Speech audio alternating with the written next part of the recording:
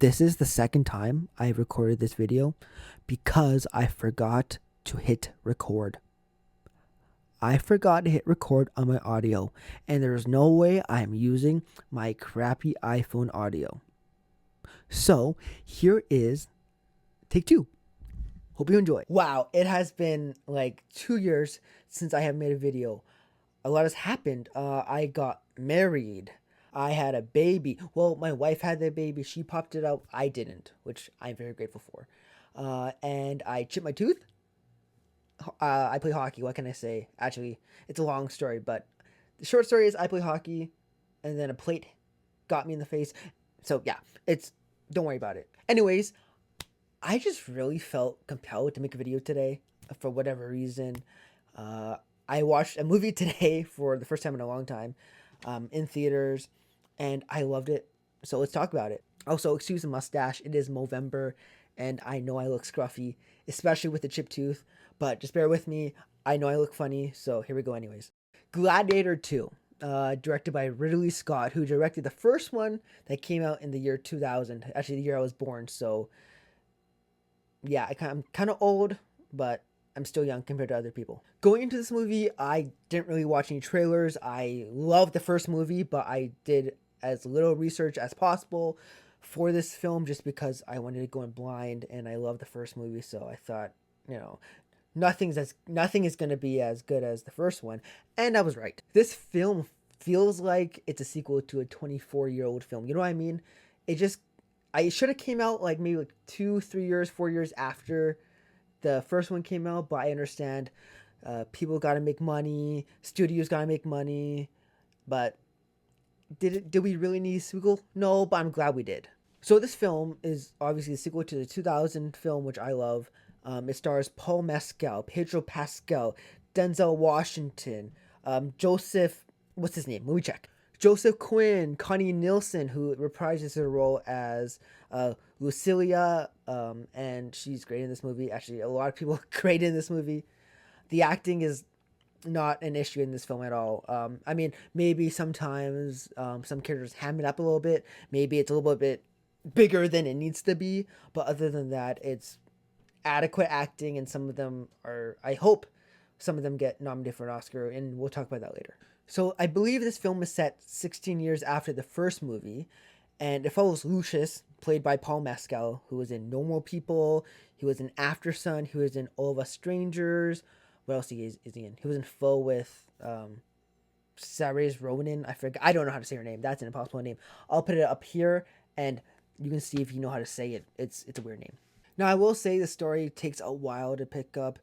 Obviously, it's Gladiator, so it's going to be a slower burn of a film. Ridley Scott is a master of those. So, if that's not your style, then it's not your style, but I love slow movies. I will watch Blade Runner for days, and I will watch other really slow movies. Like, I love The Godfather, and those movies are probably some of the slowest movies, but, that's neither here nor there. So, it follows his character, and he just meets a lot of people along the way. He meets Pedro Pascal's character, Accurate. Okay, I'm gonna put it up on the screen. I'm terrible with names, so let's call him Pedro Pascal.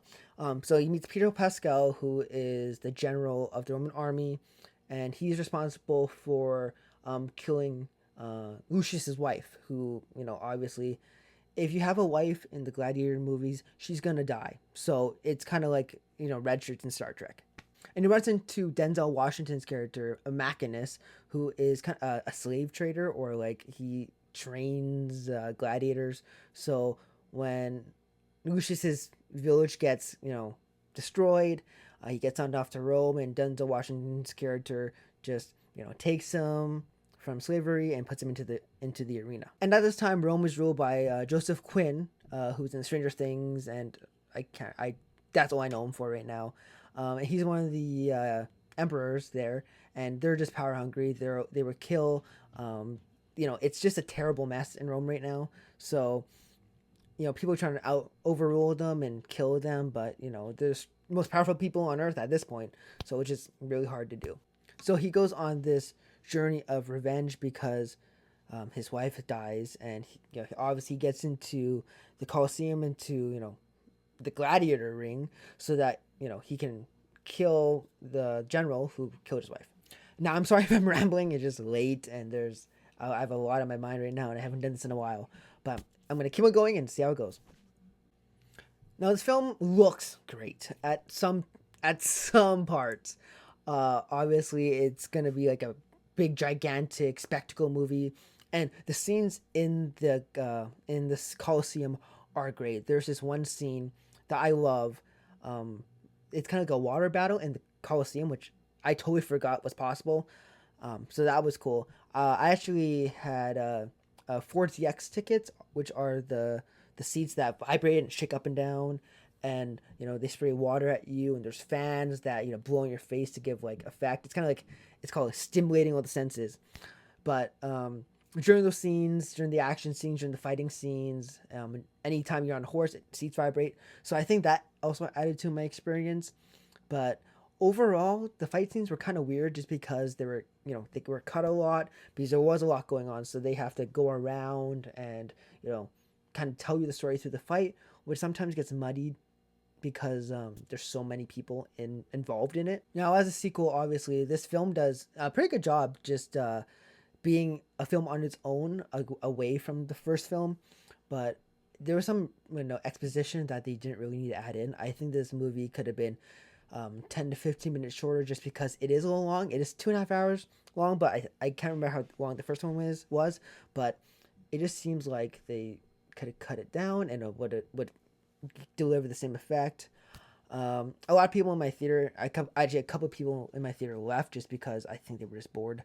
But the thing I hate about people going to movies is that they don't research. They just go and watch a movie. You got unless you're like a movie buff, you have to know going in, because I've been to a lot of movies where people walk out, and why? You're paying all that money. I know you can get a refund, but don't be that guy.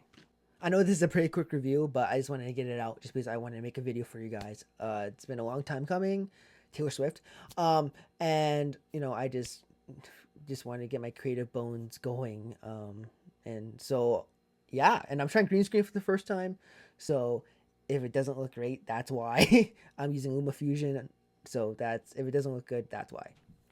Overall, I love this movie. Honestly, there was a lot of things that I really love, but some things I didn't like. Like I said, some of the some of the scenes you could barely see the actors. It could have been cut down 10-15 minutes shorter, and some of the characters just hammed it up too much. It was like they were a supervillain from the Batman Adam West TV show. So, but overall, I thought it was a great movie. I had a good time. Let's give it 7.25 out of 10. Actually, no, let's get 7. 7 out of 10 for me. Anyways, guys, thanks for putting up with my my tooth. Well, lack of tooth. And thanks for putting up with just my rambliness. I swear the next video will be better. I'm actually watching a movie tomorrow that I will also make a video on because apparently it's the movie of the year. And the last time someone said it's movie of the year, I went to watch what's that movie called? What's that movie called? Oh, it was Napoleon. Someone told me Napoleon was movie of the year, but it was honestly just kind of okay. Yeah, but guys, thank you so much for watching. I will see you next video, which will be out, tomorrow, I think. I'm going to try to put 2 videos out just because I want to. Anyways, guys, thanks for watching, and I'll see you in the next video.